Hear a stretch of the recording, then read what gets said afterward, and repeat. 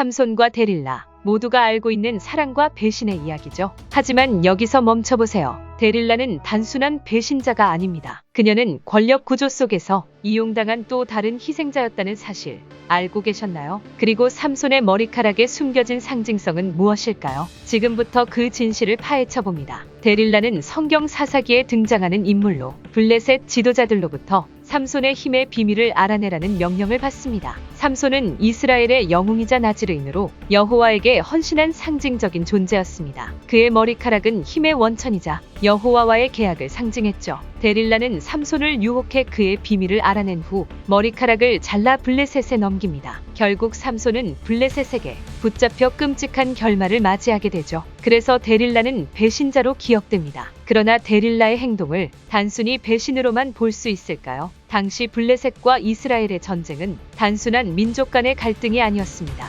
특히 여성들은 권력 구조 속에서 생존을 위해 자신을 희생해야 했습니다. 데릴라도 그중 한 명이었을지 모릅니다. 블레셋은 이스라엘보다 군사적으로 우위에 있었고 철제 무기를 사용해 압도적인 힘을 자랑했습니다. 데릴라는 블레셋 지도자들의 명령을 거부할 수 없는 위치에 있었을 가능성이 큽니다. 그녀가 삼손을 배신한 것은 생존을 위한 불가피한 선택이 아니었을까요? 삼손의 머리카락은 단순히 힘의 원천이 아니었습니다. 그것은 여호와와의 계약을 상징하는 신성한 표식이었습니다. 삼손이 데릴라에게 비밀을 털어놓았을 때 그는 단순히 자신의 힘을 잃은 것이 아니라 영적 계약까지 상실했던 것입니다. 그렇다면 데릴라는 단순히 배신자가 아니라 이 신성한 계약을 무너뜨리도록 이용된 도구일지도 모릅니다. 권력 구조 속에서 데릴라는 힘이 없는 약자였고 삼손과 블레셋 사이에서 생존을 위한 선택을 강요받은 존재였을 가능성이 큽니다. 데릴라처럼 권력 구조 속에서 희생된 여성들은 역사 속에 또 있었습니다. 예를 들어